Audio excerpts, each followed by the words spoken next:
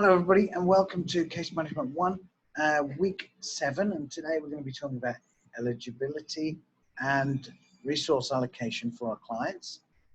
I wanted to ask, does anybody have any questions about this week's topic? No. I have a question for you. Why do we need to have issues of eligibility?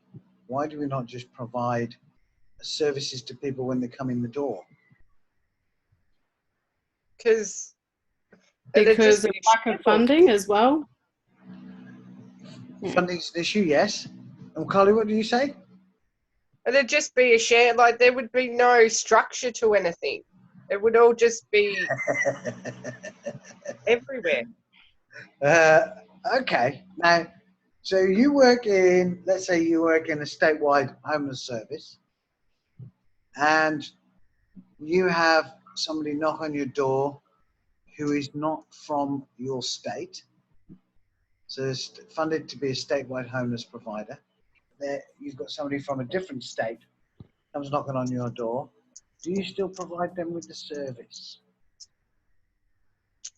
Depends on the circumstances, but yes, probably if they need it. Good answer. Like it depends. Good answer. Yeah. Well, yes, probably, because you're talking about homelessness, right? But yeah, and then you might have a recognition that in Australia we have an issue with certain cultural groups, Aboriginal, Torres Strait Islanders, traditionally being quite transient population. So not everybody, but certain individuals from that cultural background can be quite transient. So to say that we're not going to give a service to the first people of Australia when that's how they operate, traditionally that's how they operate, we should be a little respectful of that as well. But Carly, I like your answer. Yeah, you would, but it would depend, right? So let's say you have a different service. Let's say you have a counselling service for a local government, and somebody from a different local government area arrives on your doorstep and says to you, I'd like some counselling, please. Do you provide a service? Well, I think it would depend on the state of the person and stuff. If they were hysterically upset, you would try and deal with them. But I think long term, like you'd be referring them to somebody in their area. Good. Great answers. You can go home now. That's it. We're finished. Cool. That is ultimately, this is what we need to learn about eligibility. It does depend on circumstance, doesn't it? Yep. And as you've identified, if there's a need, a great emergency need, you provide services, and you just treat people as people. And if you don't have a problem, then everything is. If there's not a serious, urgent need, you can put it off. And as Carly said, you might have a chat with this person because for the sole purpose that you can refer them on with some information to an appropriate service. So find out what is the upset that's being caused in order to be referring them to the right place. Good. Okay. Well, that's done. Let's talk about case plans. Should we talk about case plans? I love the way Sonia's popping in and out. She's obviously Zoom. Some people struggle with Zoom. So we were on case plans for. We've done our assessments. How did your weekly assessments go, by the way? And before we do case plans, let me ask you for some feedback on how you found that. The assessment? Your workshops. Were they good? That's not until we don't do them till this weekend. Oh, it's not till this weekend. Okay. Oh, well, I'll get feedback after then. So I wanted to clarify, like everything's due on Sunday as well, isn't it? So we have to get home from the workshop and upload everything from on that day, don't we? I don't know. I wanted the same thing because I'm going to Brisbane and I don't really have. Let's have a look. I've got this. Let me have a quick peek over here. Because I don't think so. I think you've got the report due. Let's have a look at this. The assessment report is due in weeks. But that's done at the week. That's done at the workshop, though, isn't it? Like all of our assessment is actually done. It is. Look, my advice to you is download those tools that we looked at and use them as a working document for you to take notes on. This is not a submission tool. It's just for you to take notes on. So actually, no, you've only got to do the interview. You don't have to supply anything till week 10. In week 10, you've got to supply the report. She's like, oh, I should share this. Look, I'm being ever so selfish. Let me share. So we're all about that on this course. We're all about sharing. Here we are. Client assessment interview week 7. So it's you just turning up in the room, being in the room, and then the actual client assessment report, which is the record of your interview.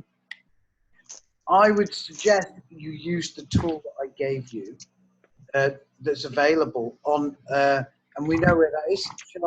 Shall I take you there?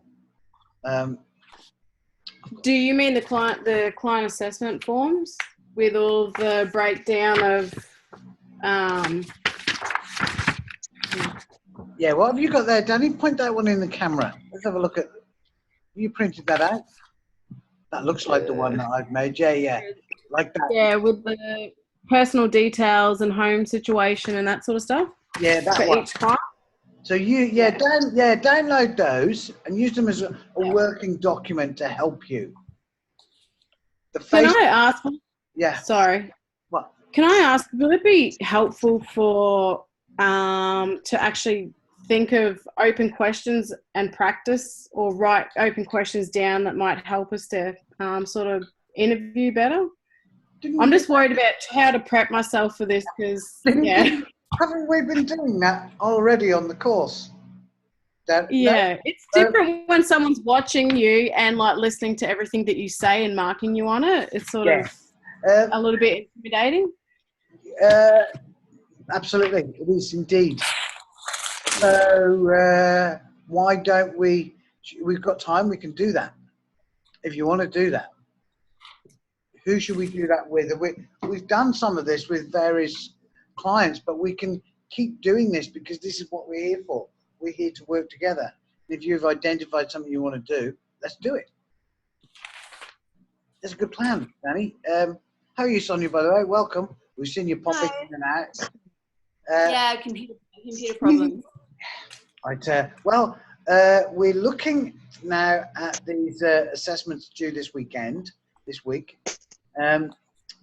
So use the tools. We're saying, Sonia, use the tools that are available as a tool for you to take notes on in order to go and develop for week 10 the client assessment report, which is appendix 2, I believe. Basically, maybe we'll go through that, as Danny's saying, we'll go through one of these. Which clients would you like to focus on first, Danny? We'll start with you. Oh, hold on. Oh, sorry.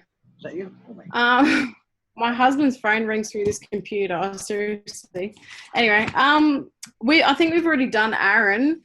My main concern is really I just don't want to ask stupid questions, and I just worry. I don't know, like the layout of our interview has to be exactly. Do they sort of go through that on the day, or like do we sort of practice? I've never been to an actual workshop.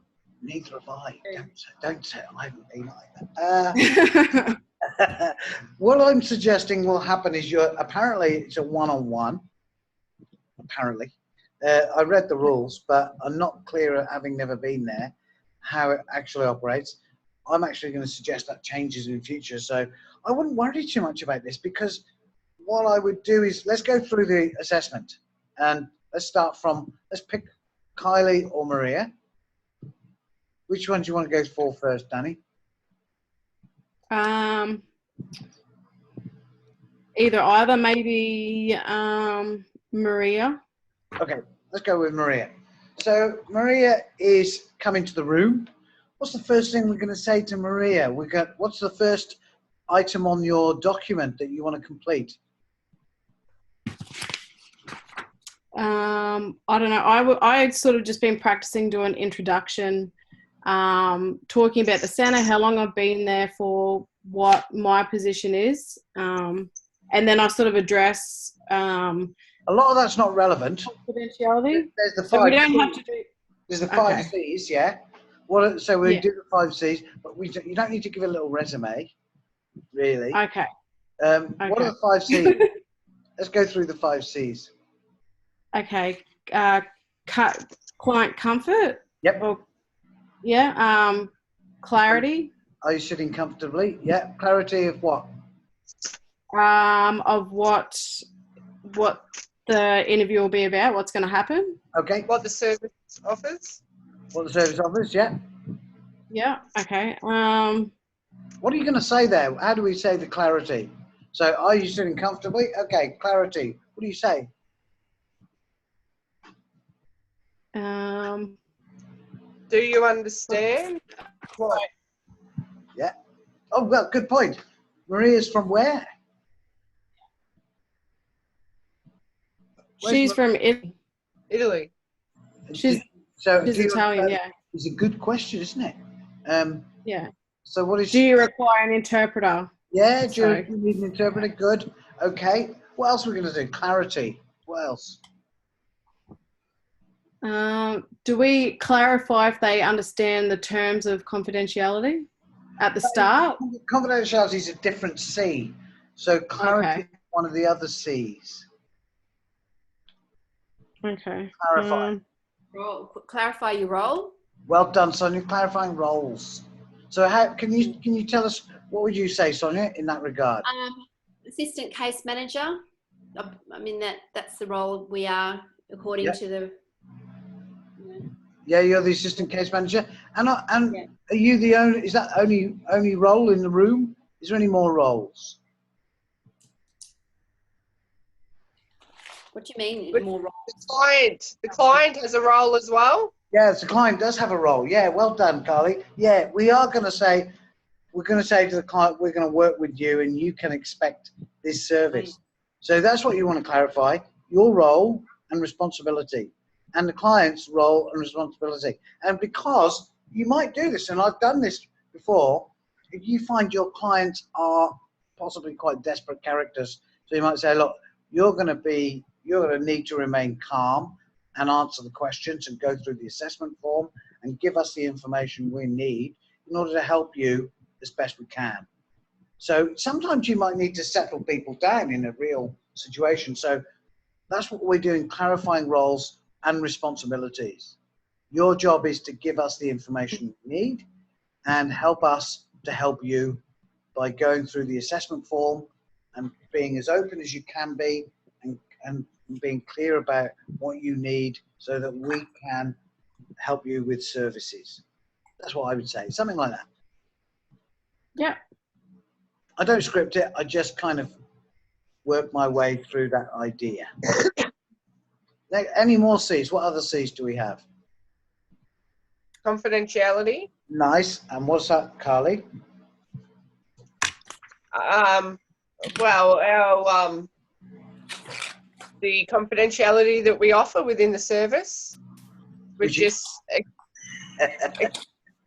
would just explain that it is a confidential service, but there are a few limitations if they're at harm or if anyone in the community is at harm.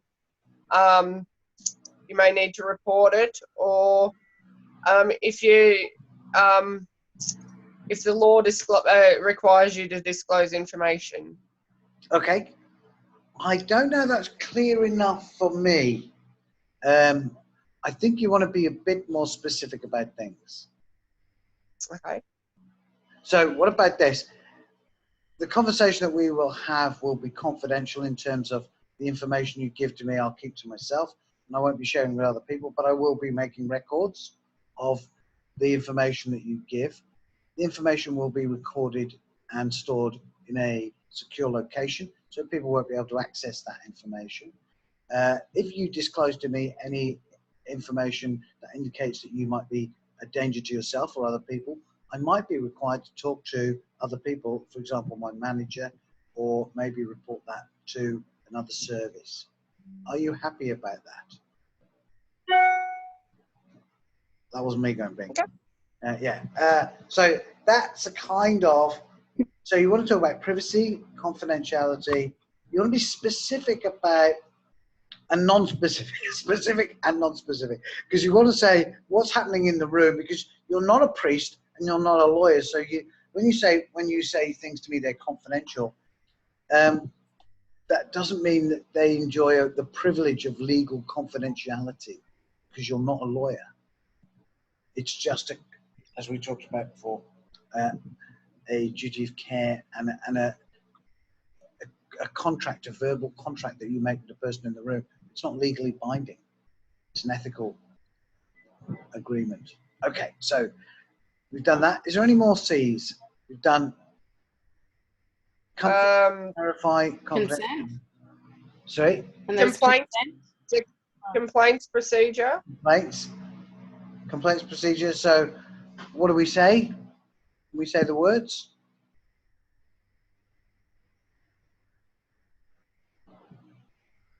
Complaints procedure.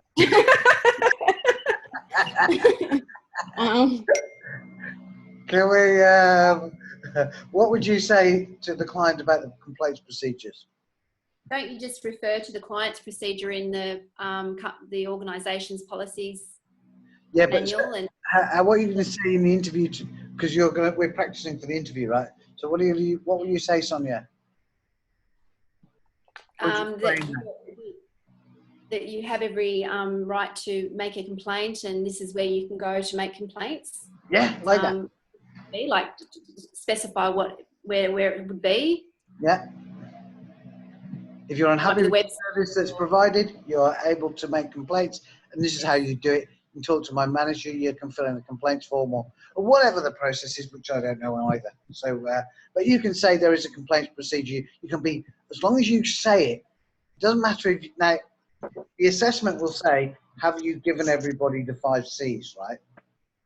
So, as long as you say there is a complaints procedure that you can follow, that's all you need to say. If you forget the words, you don't remember, or you don't know the process, just say there is a complaints procedure you can address complaints with, talk to my manager, or follow the organisation's complaints procedures. But as long as you mention it, that's all. You don't need to go nuts. So we've done that. There's another one. I've forgotten the last one. Terrible. What's the last one? There's 5. Confidential. Consent. Consent. Oh, well done. Well done. Consent for what?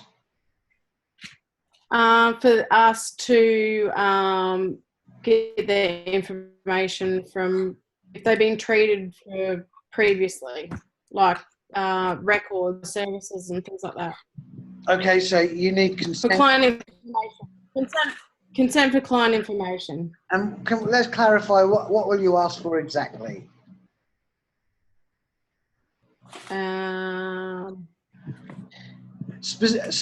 order to... is really key here, specificity. So, specificity. Okay.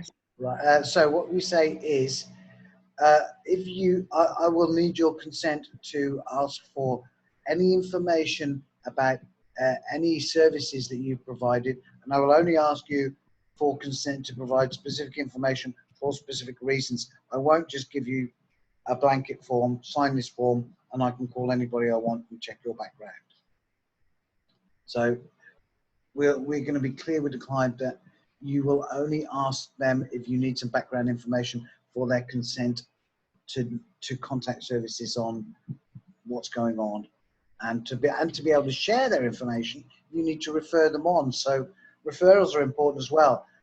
So you need that. If we agree that we're going to refer you to another organisation for assistance, you'll need to provide consent for us to share that information 2 other agencies. So we say that. So we're happy with that? Yeah. When do we address consent? Towards the end, after we've done the... Do it all in one go. At the start.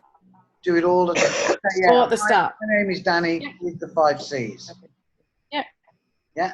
Okay. Okay. Cool. Yep. Okay. So we're going into the form now. We've got Maria. Maria says, yeah, I don't need it. She does, but we'll say she doesn't need an interpreter. Let's keep going. What's the first question we got, Maria? Why she's here? Okay. I actually know that. We've got an idea from the form that she filled out. So do we still ask what's here today? Or? Before we go on, let's clarify. Would you want to read out the form, Danny? What's on the form? What does it say in the... So Maria's been referred hang on, to the Community Centre for Assistance to secure... Oh, hang on. It's all written funny. Hang on. She's got limited English skills and she's been a long time victim of domestic violence. Their family, in her family home after a husband of 40 years was ordered to leave the property following a reported domestic violence. The matter is awaiting a court hearing. She was recently treated for broken nose, severe bruising.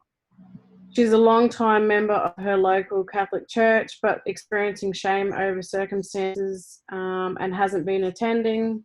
Children live an hour away and they haven't been close for a while, and then they are not aware of the current situation. Okay. She's expressed concern that she's afraid that her husband will return to hurt her. Okay. So so how are you going to open this conversation with Maria? Because Maria's turned up. She's already given some details down to, in order to get in the room, she's had to explain some circumstances. Are you going to make us go through it again? No. No, we don't want to do that. Good choice. Recap what, like summarize what she's been going through and sort of open it up that way. Sort of, been reading that you've been experiencing some, abuse from your husband. Okay. Start it off. Is that a good way to do? Yeah, show some sensitivity, Sonia. Yeah. And you're asking the client, and some of this comes down to some of the counselling techniques that you might employ, micro skills, so reflecting back the circumstances so that you're not misrepresenting the information that has been given to you, because we're not, even though we've got that scenario, we don't really get a clear sense of how Maria feels herself about her situation. Does she want to break up? Oh, he's a bastard, I want to leave him, or I love him to bits, he's just about, things have just gone wrong a little time. Something like this. You want to kind of see how she feels about her circumstances. So Sonia's correct in saying, nice way to do that is to reflect back what you think you know. So Maria clarifies that, and let's say Maria's... Sorry, Sonia. And the whole point of that is to get her to start talking and sort of open things up a bit. Yeah. Get the ball rolling. Well, so what's the first thing on that document that we've got? What's the first category? Presenting problem. Oh, we've got that. Yeah. Let's say we've got that as a presenting issue. On page 2. Her situation. Sorry, Danny? Her housing situation. Her housing, okay. So what's the question you ask?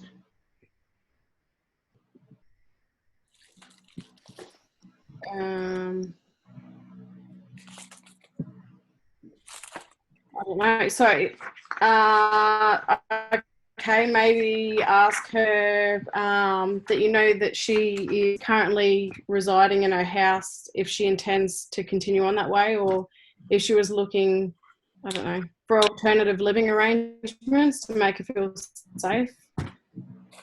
Okay, I good. don't know. So you're kind of jumping the gun a little bit because you already assumed that you know she's feeling unsafe, Yeah. being alone, and that's what you want to elicit from her in the interview. You want her to It said that it said that she's scared that her husband's going to come back and harm her, though. Okay. So, but you'll get her to tell you that. Okay. Get her to, Okay. so that becomes clear in the interview, because that information Yeah. might have changed somehow for her. Who knows? But doubtful. But it might. We're saying, so you get her to say that again, and some of that is about her recognizing that situation for herself in the real world. Forget the assessments and the interviews. Some in the real world, you want the client to be able to keep saying these things so they become aware of their own voice in this, telling themselves what's going on for themselves. So you want to hear that. Okay. So you get some. Can I just ask a question? What guide are we using? Because are we going to go by Appendix 2 or are we going to go by the interview record when we're looking as a guide? I would take the interview record that I've made for you as a tool. Rather than the appendix? Yeah, because, well, the appendix, you're still going to have to transpose it anyway onto a digital document to submit it. Right. So the interview record is, the appendix 2 is not very full. And the reason I'm saying use the interview tool is because that will help you with other aspects, which are the case plan. Because what that interview tool does is it specifically identifies support needs, presenting needs being different to support needs, and then that you identify support goals in the interview, which the interview record appendix 2 doesn't do. Sorry, when I said interview record, what's that called? Assessment report. The assessment report doesn't identify case goals, which you really need to do in order to do the case plan, which is also due in week 10. So that one document that I've developed for you will help you with the case plan as well. Yeah. That's why I'm suggesting use the interview tool that I've made.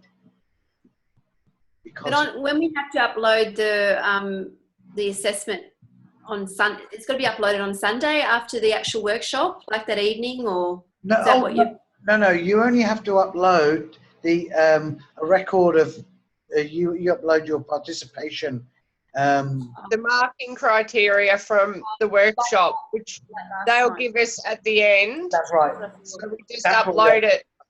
Yeah, just that, but the rest of the written work's due later on. Yeah, with the cover sheet. So I'm suggesting to you, if you complete my assessment tool, it will be a better record than having one appendix 2, which is the assessment report.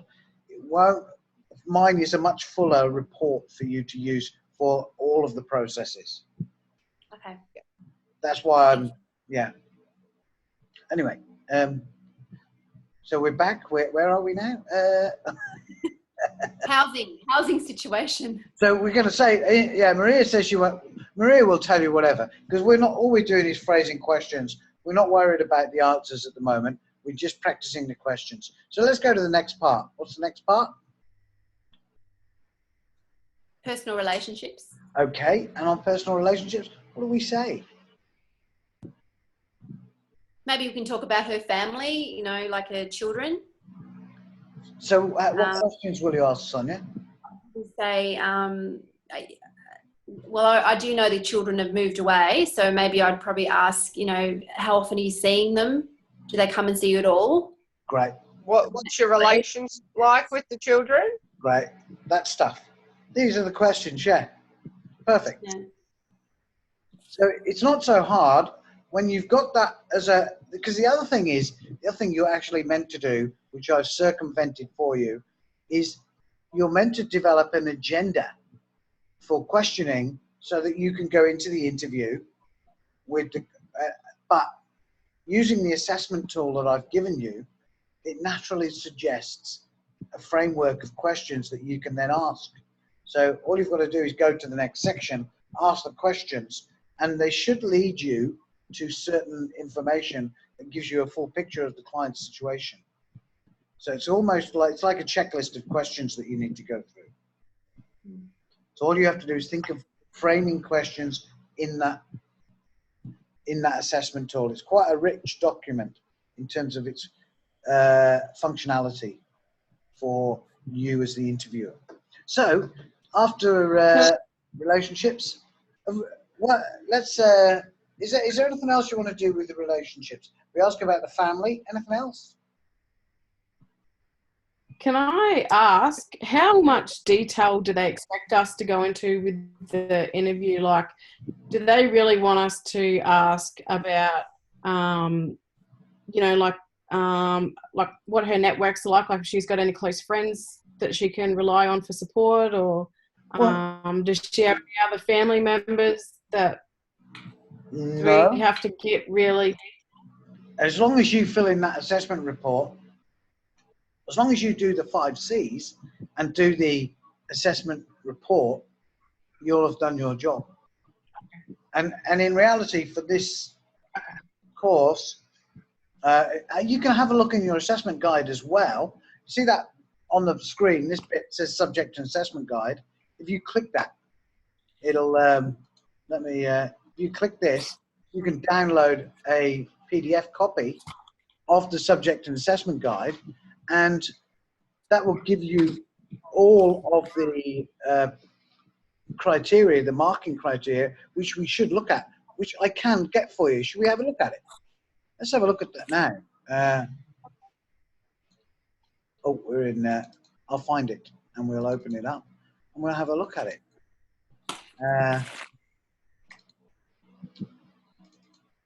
Here we go. So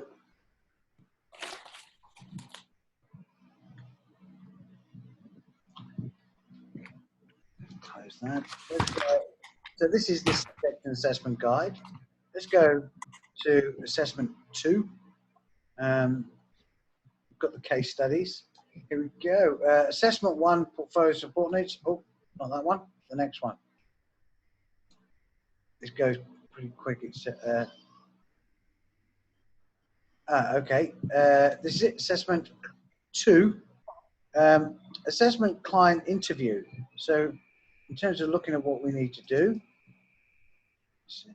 got this new mouse. It's not very good. So demonstrate understanding and skills of, so the assessor will ask you to setting boundaries within the interview, which is clarifying your roles, establishing client confidentiality, rights, roles and responsibilities within the case management. Also, the boundaries might be, you will be required to provide information and you'll be required to remain calm, and etc. There's the organisational procedures for maintenance of information. It's about privacy, storing of documents, rights, roles and responsibilities, case management process. So we've done that bit really, 5 C's, covered that. Demonstrated high-level communication skills and engaging with the client through listening, asking appropriate questions, providing encouragement, minimising the impact of behaviours of concern, if appropriate. I don't think we're going to have a worry with these clients. They're not, maybe Danny might be a little bit angry. Sorry, not Aaron, might be a little bit angry. So I'm doing one set of other youth clients as well. So I've got to, oh yeah. Responding appropriately to client and facilitating the progress of the interview. So that's what that assessment tool will help you do. Go to each bit and ask a question that's kind of open. Sonia's quite right in saying ask open questions. So, for example, with Maria's housing situation, you don't say, so you're living at home alone, aren't you, Maria? And you're unhappy with that. Because you're kind of going to get that response, yeah, all right, I am. I'm living at home alone and I'm unhappy. Whereas if you say, so tell us about your living circumstances, Maria might go, well, now I'm living at home alone and I'm unhappy. And she gets to make that, and she frames the response, which will be more indicative of how she feels about it. So open questions rather than closed questions are. And so when we go next, personal relationships, do you have any close friends? Do you have any family? I ask the questions and get some response. You're only going to be in there 20 minutes. So all you've got to do is think of a list of open questions for each area. So what's after personal relationships? What's next? Education and employment. Okay. So what do we ask Maria? Are you currently working? She's older, isn't she? Is she of a working age? Well, she could be. She could be, yeah. Good answer, Sonia. Could be. You can work until you drop, as far as I know. Yeah, that you do now, right? Yeah, we live in a wage slave. These days, aren't they? Yeah, very nice, Sonia. We do. So we're not going to assume, however old somebody is, because that's ageist as well. So yeah, is she working? Next, let's say she says, no, I'm a housewife, or yes, I am a working woman. I'm a housewife for an Italian husband who expects me to do everything. Yeah. Sorry, Danny, are you married to an Italian husband with your surname Baldoni? Baldoni, yeah. No, I whipped him into shape. He's pretty good. Yeah. Sorry, I don't mean to be predictive there. So after that, what have we got? What's after working? Are you working as a housewife? What else do we want to know? Could we ask her what her source of income is, or is that so what do we say?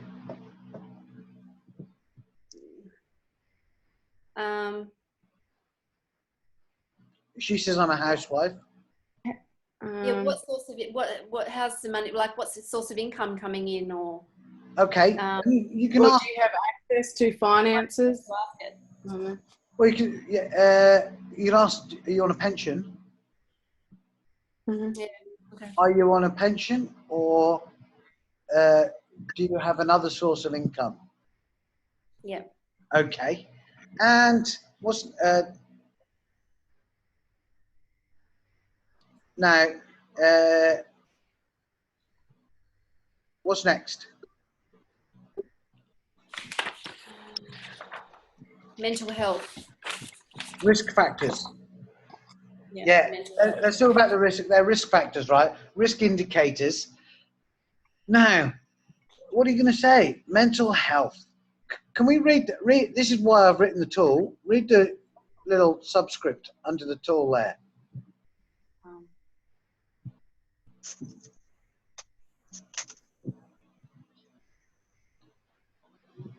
Sonia, will you read that out for us? Identify any risks of self-harm or emotional trauma. Outline the level of risk in terms of high, medium, low, and explain why you selected this level. Suicide intention should be clearly noted. Okay. So, what are we going to say to Maria?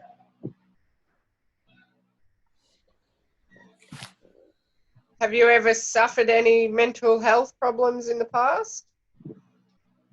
I think not, Carly. I would not do that. I would say that question to me would be not helpful in lots of ways, because it's clinical, it's unempathetic, it's judgmental in a way. She's of an age where mental health problems might be considered something really shameful.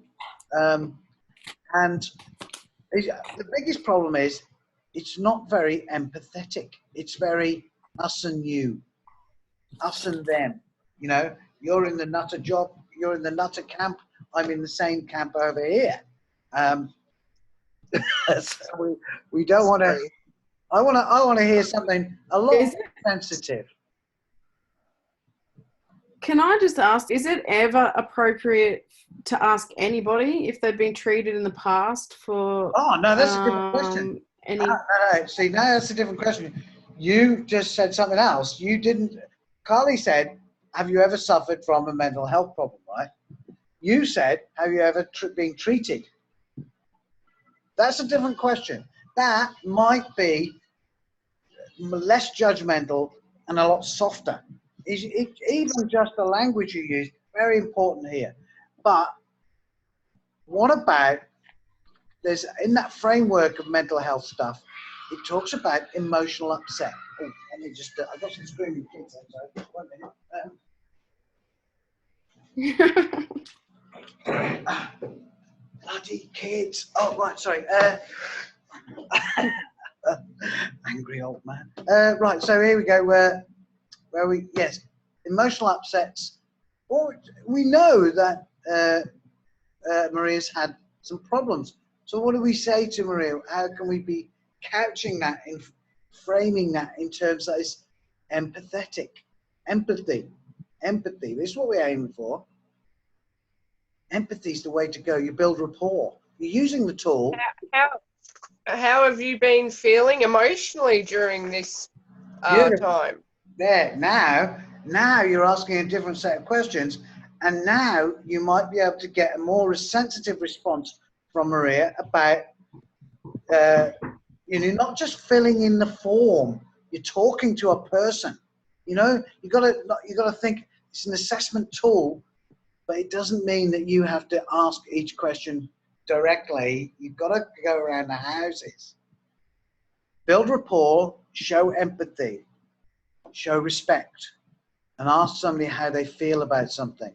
You're going to get a much more honest answer. Now, what if Maria says she's got a broken nose and black eyes, and she goes, "No, I'm fine." What is that going to tell you? It's going to tell you that her response is inappropriate, right? And that's an indication of mental health problems. If she thinks it's just another day, something's wrong. So you actually look at the circumstances the person's in, and you ask them about something in a sensitive way, and you listen to how they phrase their responses. And if the two don't match up, then you might say, well, okay, there's a big problem here. She might shut down and not talk to you and say, "I'm not talking to you about that. I don't know you," whatever. That is another indication of something else going on. So sensitive. Yeah. What? So should we, how we do counselling skills and stuff, are we supposed to confront the patients? If she says that she's okay, should we say, "Well, I've noticed that you have these injuries," what do they call it? Confrontate, like when you confront the client. Yeah, you might do. You've got this, but I know this. You've got to be kind of sensitive about how you use that. Given that circumstance, you have got black eyes. You will tell me you've been beaten. You might use the confrontation in a different circumstance, like, "Well, you've just come out of prison, and so why are you not telling me about the crimes that you've been committing?" For example, that sort. You said you've got no money. I think you need to tell me where you spent your money. You can't just go, "I just haven't got it anymore." That's where we're talking about confrontation. When somebody's been abused, you'll be a bit more sensitive and not confront them necessarily, because they might be extremely sensitive. I mean, another thing is a sense of shame that people feel about being victims or about being domestic violence victims. So rather they might feel you're rubbing their nose in it, or they might still be hiding it from themselves. And if you're in this assessment interview, it's not a proper counselling session. So this other thing that we're going to use these tools very lightly, because we're not really following through with a proper counselling process, are we? All we're doing is trying to get some information. So the two things are very different. Yeah. So we're going to be very sensitive to somebody who's not going to be forthcoming about their circumstances, and you have to find different ways to tease information out. In this assessment process, you won't have that problem. It's not going to be like that. This is just to show that you can frame questions that are open and sensitive and manage to pull the threads. You see these threads, they're like little threads of information that suggest things to you. You have to gently tug on them and find the information that follows behind it.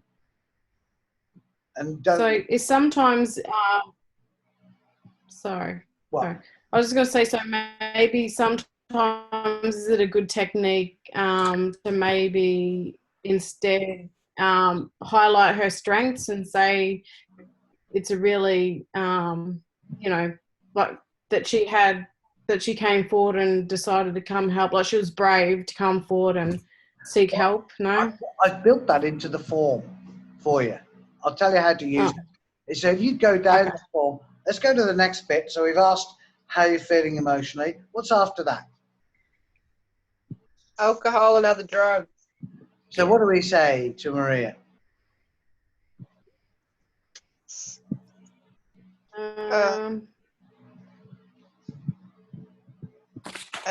Ask her if she's ever have you used treated alcohol, other drugs in the past? Well, yeah, maybe. And you know, again, given her circumstances, I might frame it and say things like, do you find yourself sometimes relying on drinking or other substances to cope with some of the problems that you have? I might say something like that. So would you say that if there's been no mention of alcohol or other drugs? No, I would ask. Would you? Absolutely, yeah. Oh, yeah, she might be a full-blown heroin addict. You don't know. And you can't assume.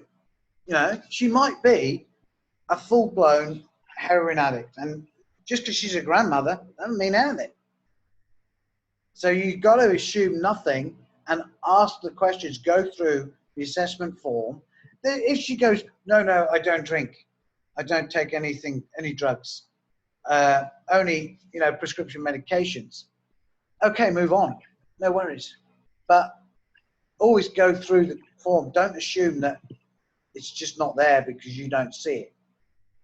You ask these questions. And again, as it's an addiction area, ask about, do you ever gamble, or do you like to gamble? And would you say you gamble too much? Ask questions like that. No, I never gamble. Move along. What's after the alcohol? What's the next bit? Physical health, injury, disability. So what do we say there?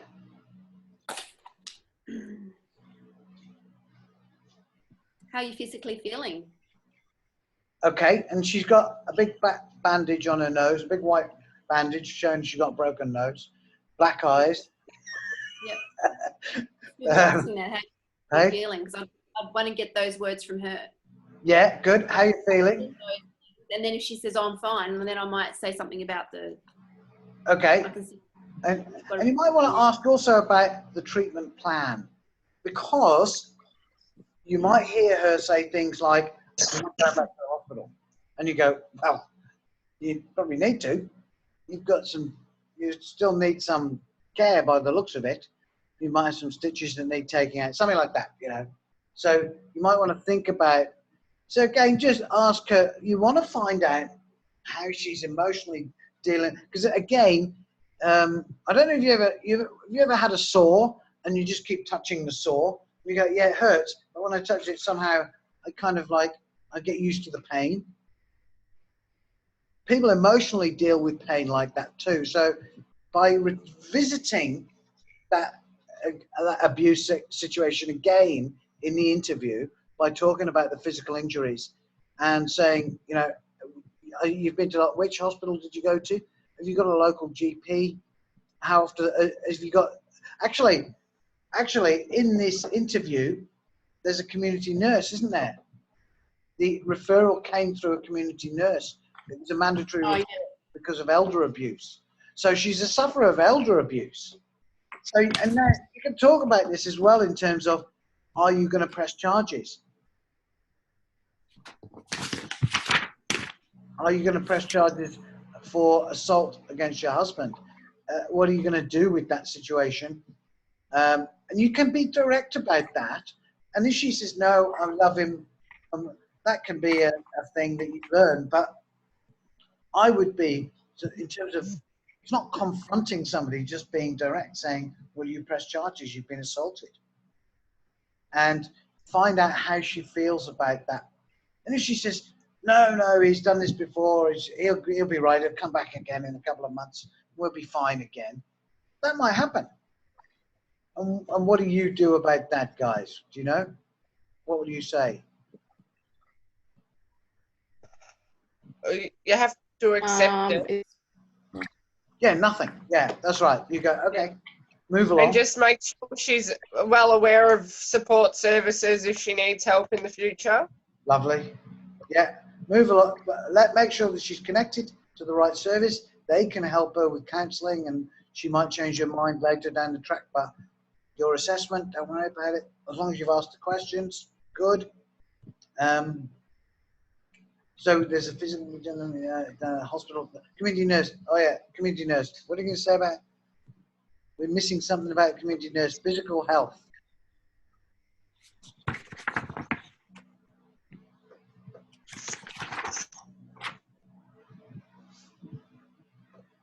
It says in the report actually that the community nurse expressed concerns that Maria may be undernourished and has got no income. So she's undernourished as well. Good. So we've got this idea that. So what do you say to her? You need to find out how well she's eating. Yeah. Is she having regular meals each day? Good. And you could ask her where she gets her food. Where does she shop? Well, not necessarily where she shops, but where are you getting food from? If your husband's you're on a pension, your husband has the keys to the bank account. So how are you getting food in the house? Are you on Meals on Wheels? You know, that sort of thing. You've got a community nurse coming in. The community nurse has mentioned that you're looking a little bit malnourished. Are you eating regularly? Do you know where to get food? Can we fix you up with some food? I can give you a voucher for food now. You can, through these sorts of things are really useful in a real situation where you dangle a carrot as well. You say, look, if you need something, I can, and when you say dangle a carrot, you know, just throw somebody a bone. You just say, you know, you're on a pension, you're eligible, you're in the service, here's a food voucher. Take this home, and you might be able to get some free food. It'll perk up your day and might encourage people to be involved in the service as well.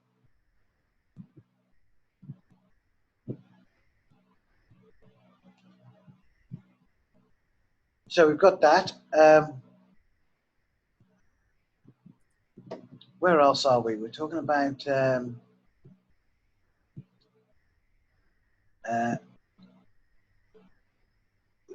there's another question that you want to find out about the community health nurse.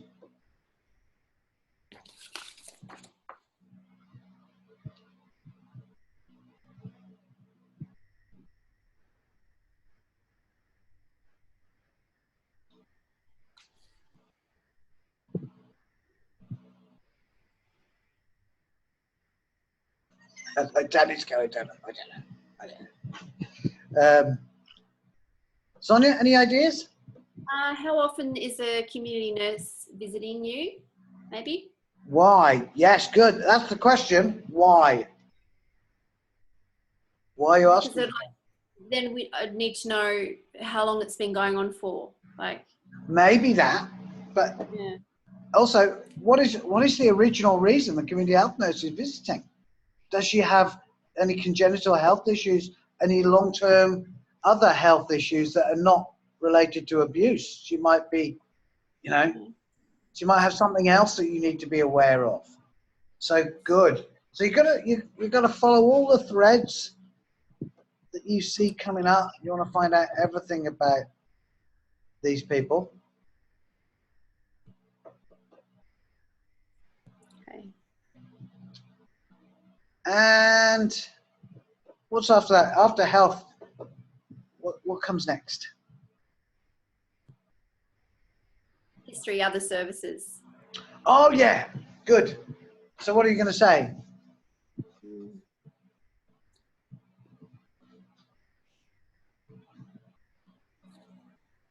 Maybe just ask them if they are currently enrolled in any other services, or if they have previously received help from or support from other services in the past.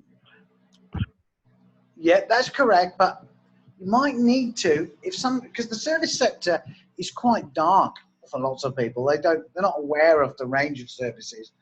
You might need to be more suggestive of what you're talking about. So you go, you know, are you involved with the local council or aged care services, or, you know, do you go to the senior citizen centres in your area, or are you receiving a healthcare package, or do you, you know, because if they might say, oh yes, I'm going to Narcotics Anonymous, and you go, Narcotics Anonymous, what are you doing now? Oh yeah, I'm a long-term heroin addict. And they go, oh really? So that sort of, and you ask these questions and you get answers and you go, oh my God, I never saw that. I never even thought of that. And this thing will come up. These questions are really good questions to ask.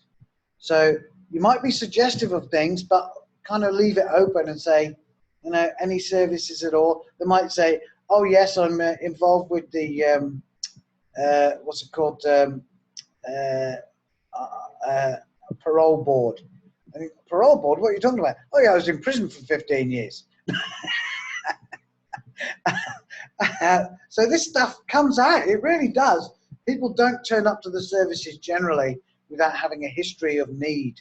So they don't just pop up, especially at the end of their life, going, yeah, all of a sudden everything's been great and now I need something. Usually they've been people in need in their life previously. So you might want to find that stuff out. So now, what's after that? What's the next bit? Strengths. Now, we're on it. What do we say?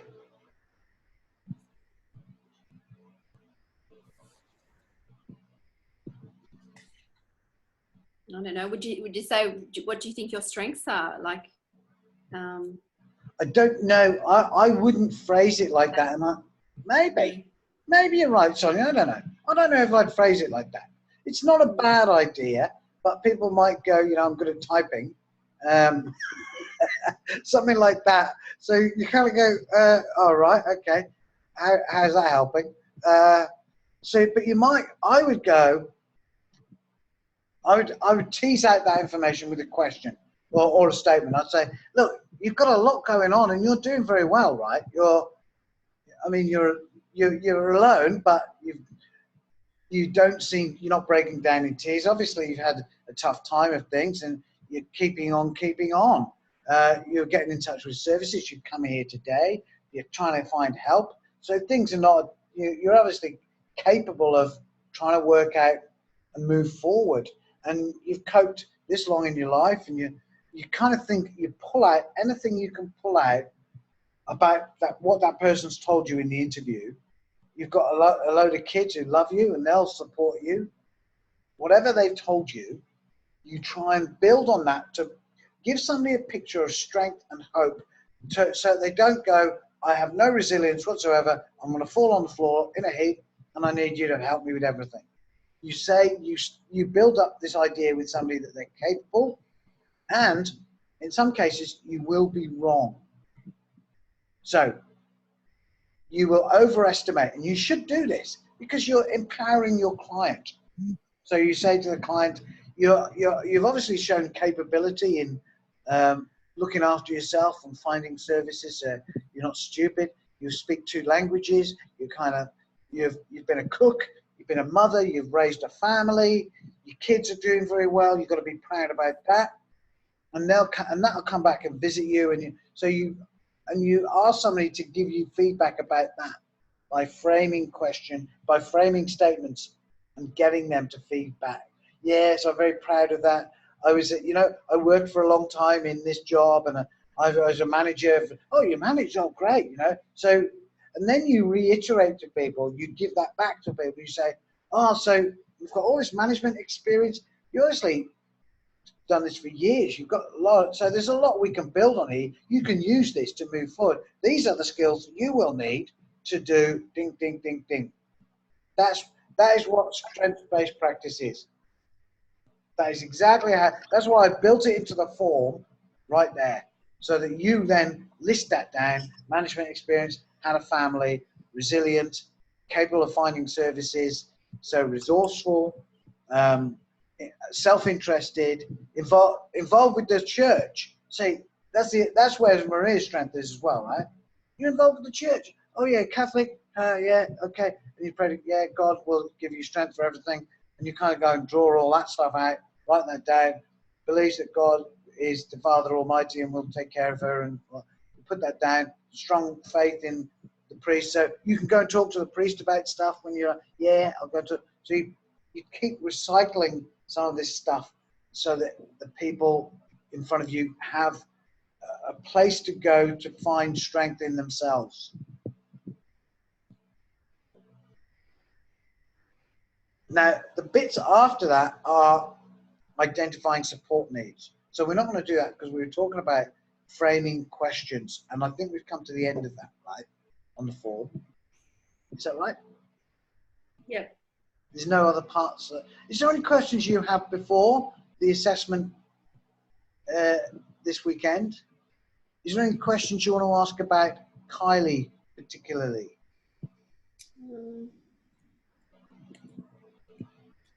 I'll tell you now, Kylie, you want to invest a lot of time in the mental health section, drawing out questions around that.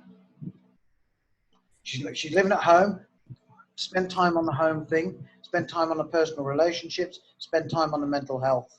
The AOD, yeah, spend time on that because, so ask her about when does she use, what triggers her use, you know, why do you think you drink when you feel upset? Do you ever use substances at the same time? Polysubstance use, are you aware of the dangers of that? So warnings around that. That's what you should be building in there. So can I ask that, because we know she takes sleeping tablets, so when we actually interview her, we will just say that, you know, it says in your assessment here that you've been taking sleeping tablets, so you can get straight to the point. You don't need to ask her what drugs are you taking, or... Yeah, you could say, so you might get her to reaffirm that. And you might put the two things, so you say you drink too much. In the assessment it says here, you're drinking too much, but also you're taking sleeping tablets. Are you doing that at the same time? Yeah. And are you aware of the problems and the dangers of doing that? Because barbiturates and alcohol are a well-known cocktail of death that will lead you down a muddy pathway.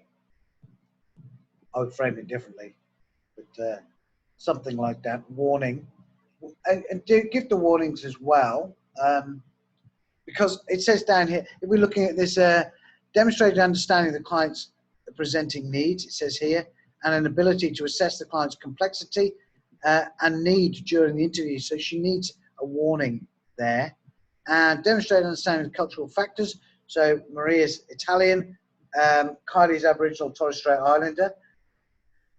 Do not link the drinking and the overt drinking with Aboriginal Torres Strait Islanders. That is kind of racist.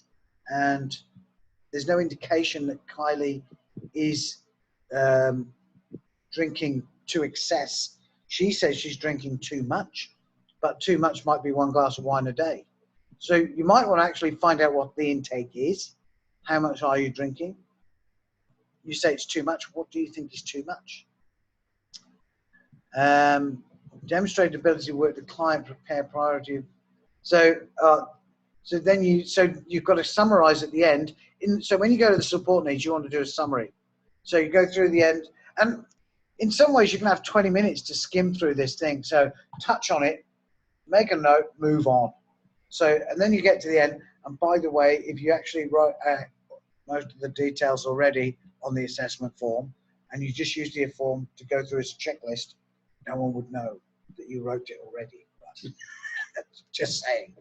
So you can take that prepared with you to the interview and just check it off, right? Tick, tick, tick, tick, tick, done that, done that, done that. That's what your job is anyway. And then at the end, it says identify support needs. So let's clarify for Maria, you're socially isolated.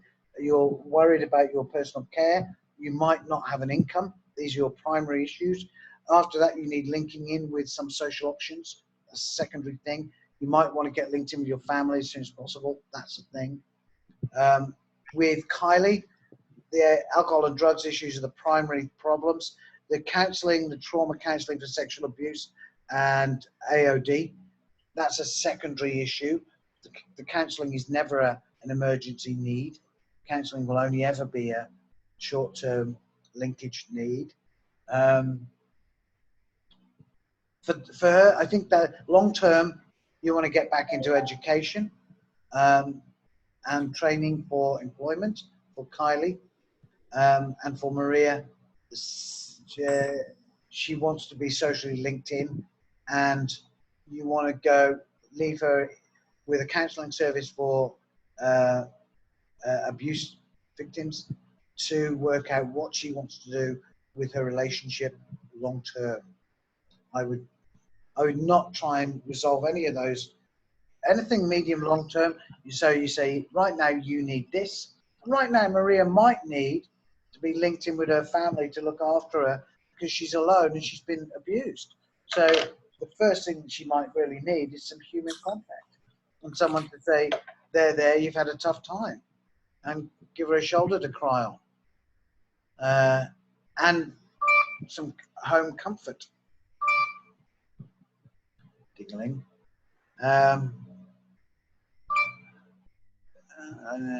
Legal requirements. So legal requirements for these clients, only Maria, and the linkage to legal assistance to discuss her family breakdown. There's nothing with Maria, nothing with Kylie, and nothing with Aaron. There's no legal problems with Aaron, I believe. So Aaron's priority needs are what? What do we think of for Aaron?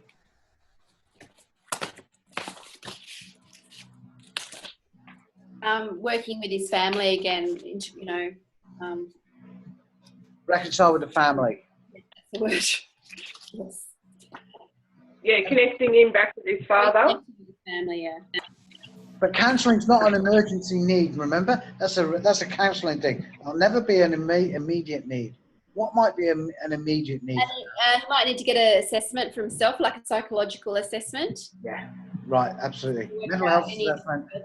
And Yeah. you want to ask him directly, oh, by the way, with Aaron and with all these clients on mental health, we didn't cover this, you have to say these words. Do you ever consider harming yourself or other people? When would you say that at the beginning? In the mental health, when you're talking about mental health, you say, Yeah. You've had a tough time of things of late. So you might say, do you ever consider harming yourself? And if they say yes, you then say, have you ever considered ending your life? Don't say killing yourself or suicide. Say, have you ever considered ending your life? You frame it in a way that is kind of non-threatening. So you want to make it kind of personal and not clinical. We have these clinical language terms, but we don't always want to speak to people with clinical language. So you don't say to somebody, do you suffer with suicide ideation? Because that's a very clinical term. So you say, do you ever consider ending your life?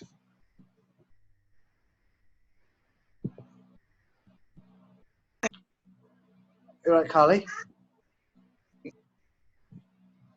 Your microphone's off and on again. Yeah, sorry, the children are yelling out.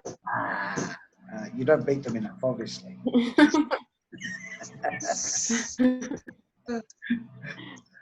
Yeah. Can I ask one quick question? Please. With the criteria for demonstrate understanding cultural factors that may affect progress of client. Is this something that we have to actually talk about in the interview? Like, do we have to address any barriers, cultural barriers? Is that us to do? Is that what they're marking us on? Like, what's meant by that? Well, I'm not sure barriers mentioned there, but factors. So Kylie's an Aboriginal Torres Strait Islander. So she's got a background of, she's from the stolen generation, I believe. Yeah. She might identify, we don't know, she might not identify as being from the stolen generation. She might. But do we have to ask? Well, she was abused in foster care. So, yeah, you might ask that. And Maria is Italian, so you might ask about her Italian family background, especially in relation to the cultural aspect of domestic violence possibly not being as big an issue back in the old country as it is seen to be here. So that's what it talks about. With Aaron, you might talk about youth culture with Aaron. Think about his youth culture, because everyone has a cultural background. It's just working out what it is and thinking how that plays into this. Because Aaron might be a substance user because he's young, and he might be involved with a youth gang, and he might be hiding out in his bedroom because he's on the run from a youth gang. You don't really know until you talk to Aaron and find out what's going on with him.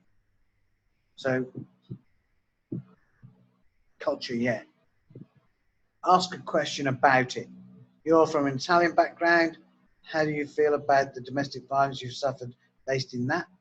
Maybe that's not the right question, but you know, in Italy, do you think it's okay that your husband would hit you? Would that be more acceptable? Because I don't think it's very acceptable here.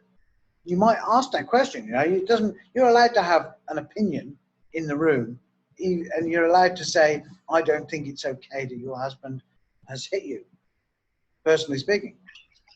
And that doesn't mean that you're not respecting Maria. For her, she might go, I don't mind that he beats me because I'm Italian. You know? Who knows? But you're still allowed an opinion to say, I don't think that's a good thing. So we've done that. Kylie, yeah, ask her open question about, do you identify as an Aboriginal? Because Kylie got referred by an Aboriginal service. Why are they referring her? This story doesn't make much sense to me. It's a case study. But it doesn't, why would they would surely have a range of services or a brokerage service there. One brokerage service is referring to another brokerage service. I don't know. It makes no sense. So you might say, Kylie, do you identify as an Aboriginal person? And do you need any, I don't think there's any Aboriginal issues relating to her support needs. So you don't need to go to her community for agreement on how to process the support arrangement. So I think that's that. Yeah. Any more questions?